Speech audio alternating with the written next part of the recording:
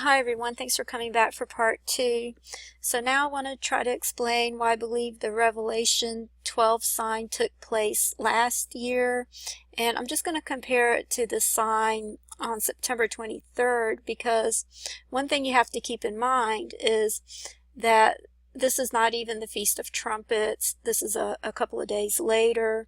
The Feast of Trumpets is actually on September 20th, and so this is what it looks like on the Feast of Trumpets. You see that there's a conjunction with Regulus and Venus in the thigh of Leo. You see that the sun is in Virgo. It's right at the head of Virgo at this point, and the moon is actually near the head of Virgo as well. You see Jupiter is over here. It doesn't really even look like she's given birth to Jupiter at this point.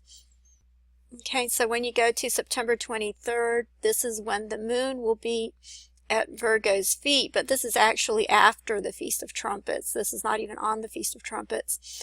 And you see that Jupiter is pretty much in the same position. It doesn't really look as if Virgo has given birth to Jupiter at this point, and the sun is still at Virgo's head.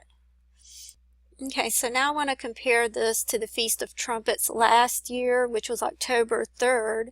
And so I'll just show you the dates right here. You see it was from October 2nd through October 4th. So this would be right in the middle of the Feast of Trumpets. And you see that it meets all the criteria because the moon is at Virgo's feet right on the Feast of Trumpets. You see that Venus has completely come out from the womb of Virgo. If you back this up to about September 15th, you see that Venus is at this point in the womb of Virgo. The sun was by the head of Virgo, and then when you go back to October 3rd,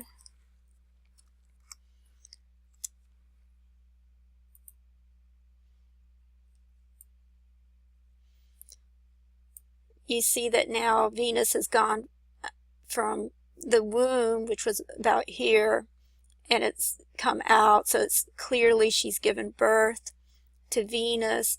And this is the Feast of Trumpets. So the sun is right in the middle of Virgo. She's clothed with the sun. It's not right at the top of her head. So she's clothed with the sun, and the moon is at her feet, and she's just given birth to Venus, which is the bright morning star that the Bible refers to as Jesus. I don't know of any scriptures that refer to Jupiter as being Jesus. And another reason why I believe this sign took place a year ago is because if you go to Revelation 12, you'll see that the dragon has 7 heads and 10 horns and 7 crowns upon his heads. But if you go to Revelation 13, you see that the beast or the dragon has 7 heads and 10 horns and 10 crowns on the 10 horns. So at this point, the Antichrist has begun to rule, because the 10 horns rule for 1 hour with the beast. And so that would mean that the Revelation 12 sign, or the beginning of the Revelation 12 sign, is before the beast actually rises.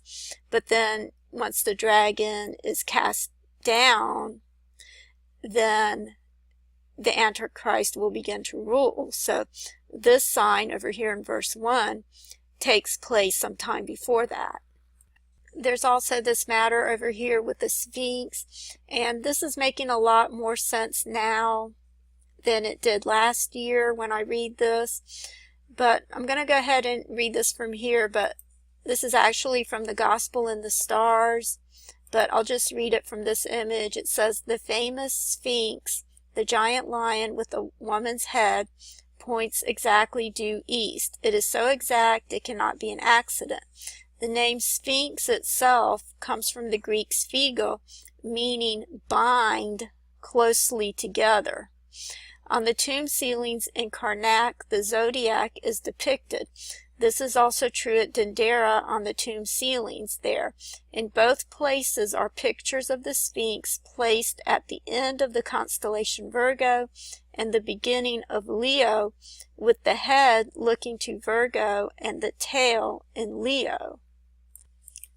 And then it continues over here. It says, in addition, at the time the Sphinx was carved, about the time of the first intermediate period, the axis tilt of the earth and the precession of the equinoxes meant that at the time of the spring equinox, the sun was rising, or as the sun was rising, the Sphinx was pointed directly at the division between Virgo and Leo.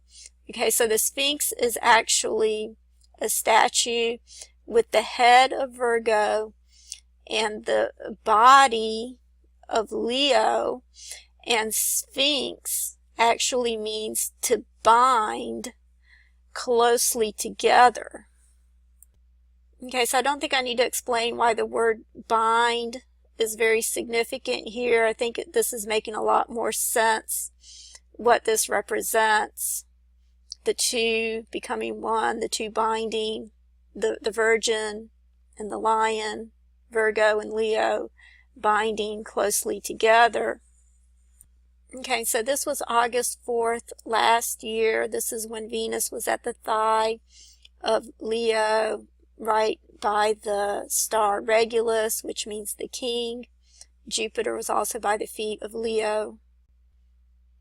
Okay, so now I want to show you what it's going to look like this year on August 4th, and also want to explain the importance of August 4th and what I believe it represents. But when you go to 2017 on August 4th,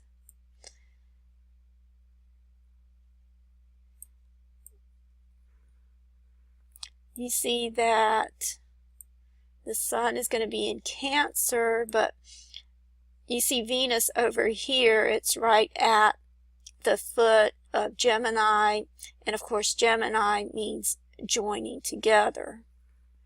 Okay, this is from the Gospel in the Stars, and you see where it says join together right here. And over here it says the star in the left foot of one figure bears the name El Hana, which means wounded or bruised. The star in the right knee of the other figure bears the name Mebsuta, which means to trample underfoot, tread down, step on many times until flat. Another star is called Waset or Waseth, which means appointed. The Bible tells us Christ comes twice, the first time to labor and be wounded or bruised, then he returns to fight and vanquish his enemies. Okay, so Venus is going to be at the foot of Gemini on August 4th. And I want to explain why August 4th is important in a little bit. But first, I just want to point out or re-emphasize the fact that the Sphinx is pointing towards, or it's depicted as being right between Virgo and Leo in the zodiac, and it actually points in that direction in the constellations according to the precession of the equinoxes. As we read here, it actually, when it was built, it would actually point exactly in between Virgo and Leo in the constellations.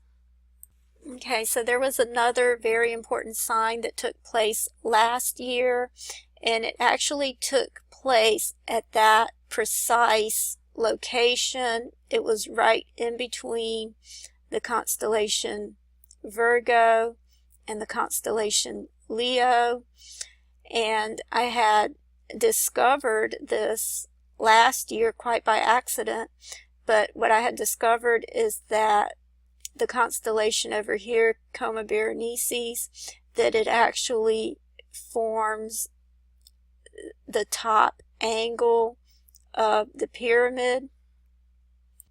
This is an image of the constellation Coma Berenices, and as you can see, it's just an angle is basically all it is, and the alpha star is called Diadem, which means crown. And so what I had noticed last year is if you extend this corner, this angle, all the way out along the ecliptic plane, which you can see right here, you see Virgo, Leo, Gemini. So you see this would be the ecliptic plane over here. So if you were to extend this out, it would go from Virgo to Leo, and it would form a triangle. And then right in the center of the triangle, or the pyramid, which is where the Sphinx points to, would be this conjunction of Jupiter and Venus. You can see the two names are, one's right on top of the other, and they're right in between these two constellations, right under this pinnacle of the pyramid. It's right in the center. And this occurred on August 27th. And what I've discovered since is that the number 27 is very important in relation to the pyramids as well. So I want to talk a little bit more about the number 27 and how it relates to the pyramid. But first I want to go back to this prophecy here in Genesis 49:10. You see that it says, "The scepter shall not depart from Judah, nor lawgiver from between his feet, until Shiloh come, and unto him shall the gathering of the people be." And I had suggested last year, when I was trying to understand this prophecy over here, I had suggested that perhaps the scepter is represented by the sun, and of course the lawgiver would be Jesus, and Jesus is represented by Venus, the bright and morning star. And so I had suggested that the scepter would be passed from Judah or Leo to Virgo, because you see over here in verse 5 in Revelation 12, it says, "And she brought forth a man-child who was to rule all nations with a rod of iron, and her child was caught up unto God and to his throne." And the word rod actually means scepter.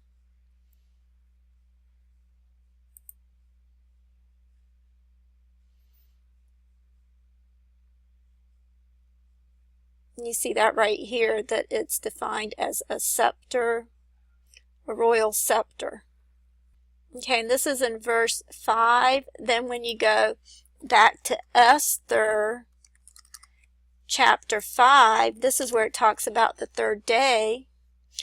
And over here it says, "And it came to pass on the third day that Esther put on her royal apparel and stood in the inner court of the king's house over against the king's house, and the king sat upon his royal throne in the royal house over against the gate of the house.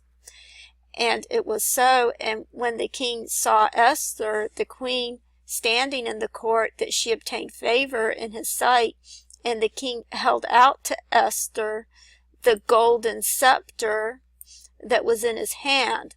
So Esther drew near and touched the top of the scepter.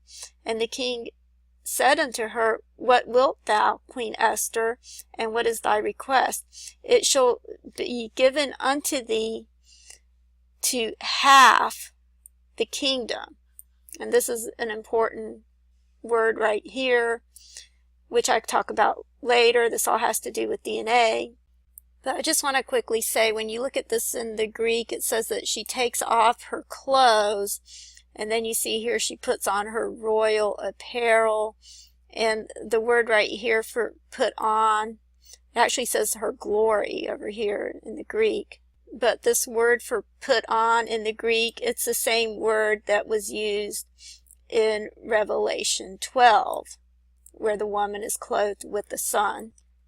Okay, so I have a lot more that I want to try to explain about the pyramids and the number 27 and why I believe August 4th is an important date. But I'm about out of time, so I'll have to continue with more in the next video. Thanks for watching, and God bless you.